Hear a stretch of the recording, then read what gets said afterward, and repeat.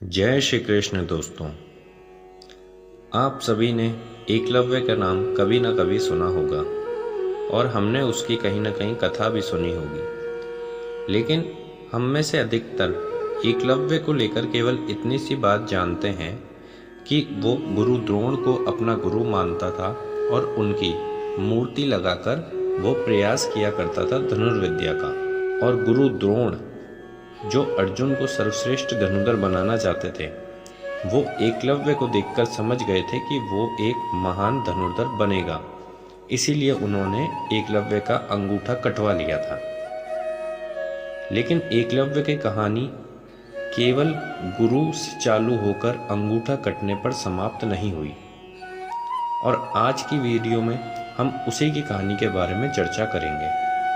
आगे बढ़ने से पहले अगर आप मेरे इस चैनल पर नए हैं तो प्लीज़ इस चैनल को सब्सक्राइब करें, बेल बटन को प्रेस करें, वीडियो अच्छी लगे तो प्लीज़ लाइक करें और शेयर करें। महाभारत काल में प्रयागराज के तटवर्ती क्षेत्र में एक राज्य था श्रृंगवेरपुर। हिरण्यधनु उस आदिवासी इलाके के राजा और एक महान योद्धा थे। उस समय पर श्रृंगवेरपुर राज्य की शक्ति मगध, हस्तिनापुर, मथुरा, चेदी और चंदेरी आदि बड़े राज्यों जैसी ही थी। हिरण्यधनु की रानी सुलेखा ने एक पुत्र को जन्म दिया जिसका नाम अभिद्युम्न रखा गया। बचपन में वो अभय नाम से जाना जाता था। जब अभय शिक्षा के लिए अपने गुरुकुल गया तो अस्त्र शस्त्र विद्या में बालक की लग्न और एकनिष्ठता को देखते हुए गुरु ने बालक को एकलव्य नाम से संबोधित किया। जब उसकी सारी शिक्षाएं समाप्त हो गई तो उसका विवाह हिरण्यधनु के एक निषाद मित्र की कन्या सुनीता से हुआ। लेकिन जो महान इंसान होता है वो हमेशा खुद को निखारने के ऊपर काम करता रहता है, और इसी तरह एकलव्य भी अपनी धनुर्विद्या से संतुष्ट नहीं थे, क्योंकि उन्हें दिखता था कि मैं और ज़्यादा बेहतर कर सकता हूँ। इस कारण धनुर्विद्या की उच्च शिक्षा प्राप्त करने के लिए वो गुरु द्रोण के पास जाने का फैसला करते हैं। एकलव्य के पिता जानते थे कि द्रोणाचार्य केवल ब्राह्मण और क्षत्रिय वर्ग को ही शिक्षा देते हैं, और उन्होंने ये बात एकलव्य को भी बताई।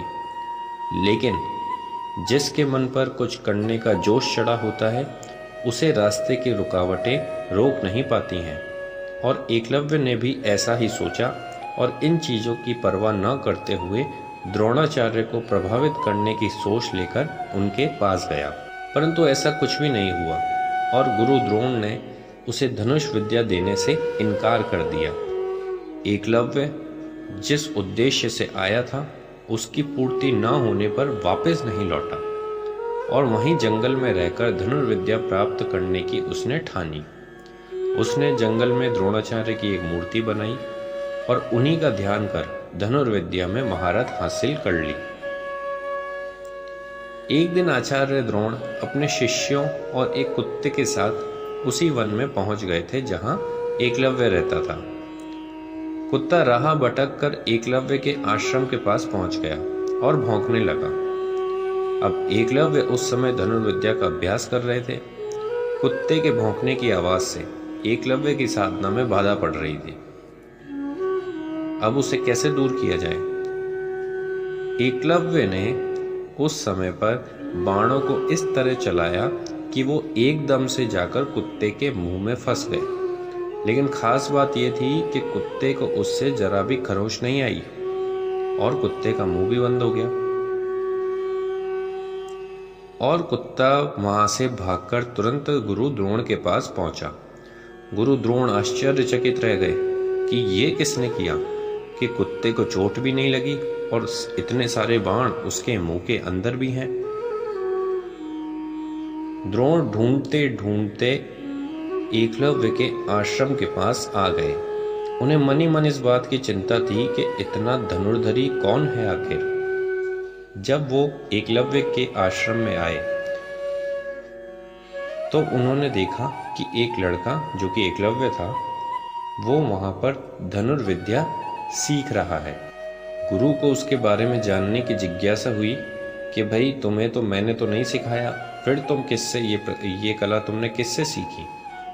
तो एकलव्य ने उन्हें वो प्रतिमा दिखाई जिसे वो देख देख कर धनुर्विद्या सीखता था।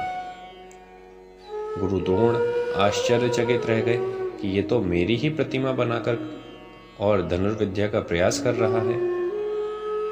इस बात से वो काफी प्रसन्न भी हुए, लेकिन अगले ही क्षण उन्हें ये लगा कि अगर एकलव्य इसी तरीके से प्रयास करता रहा तो अर्जुन से ये आगे निकल सकता है। और गुरु द्रोण अर्जुन को वचन दे चुके थे कि मैं तुम्हें इस संसार का सर्वश्रेष्ठ धनुर्धर बनाकर रहूंगा। इसलिए अपने वचन को उन्होंने जब संकट में जाना तो उन्होंने एकलव्य से कहा कि तुम मुझे गुरु मानकर अपना प्रयास कर रहे हो, लेकिन मुझे अब गुरु दक्षिणा चाहिए। एकलव्य ने एक उत्तम छात्र की भांति, उत्तम शिष्य की भांति उठ खड़े होकर कहा कि आप बताइए, मैं अपने प्राण भी दे सकता हूँ। लेकिन गुरु द्रोण ने दक्षिणा में उससे अपने दाहिने हाथ के अंगूठे की मांग करी, क्योंकि अंगूठा कट जाने के बाद वो धनुर्विद्या नहीं कर सकता था। एकलव्य ने बिना हिचकिचाहट अपना अंगूठा गुरु को अर्पित कर दिया और इसके बाद खून में लथपथ एकलव्य को छोड़कर सब वहां से चले गए। लेकिन खेल अभी बाकी था।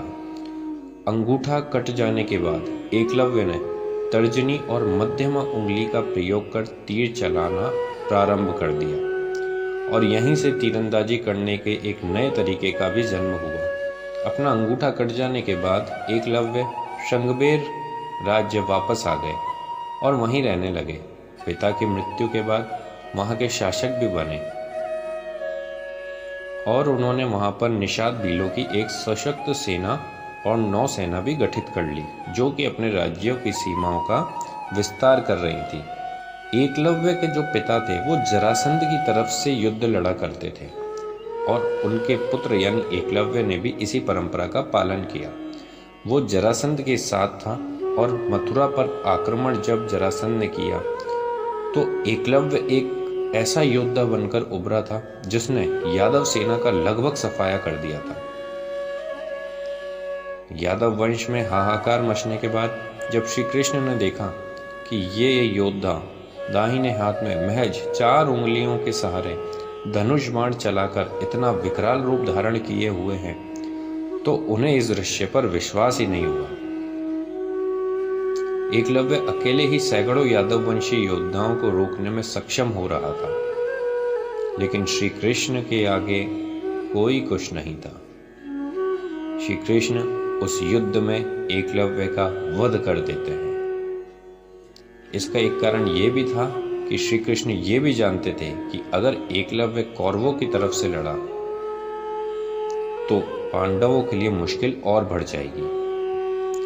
एकलव्य की महानता इस बात से ही साबित हो जाती है कि युद्ध के बाद जब सभी पांडव अपनी वीरता का बखान कर रहे थे, तब कृष्ण ने अर्जुन से अपने प्रेम की बात कबूली। कृष्ण ने अर्जुन से स्पष्ट कहा कि तुम्हारे प्रेम में मैंने क्या क्या नहीं किया। तुम संसार के सर्वश्रेष्ठ धनुर्धर कहलाओ, इसके लिए मैंने द्रोणाचार्य का वध करवाया, महापराक्रमी कर्ण को कमजोर किया और न चाहते हुए भी तुम्हारी जानकारी के बिना भील पुत्र एकलव्य को वीर गति प्रदान की। और इन सब के पीछे केवल एक ही वजह थी कि तुम धर्म के रास्ते पर थे। इसीलिए हमें शिक्षा मिलती है कि धर्म की राह कभी नहीं छोड़नी चाहिए।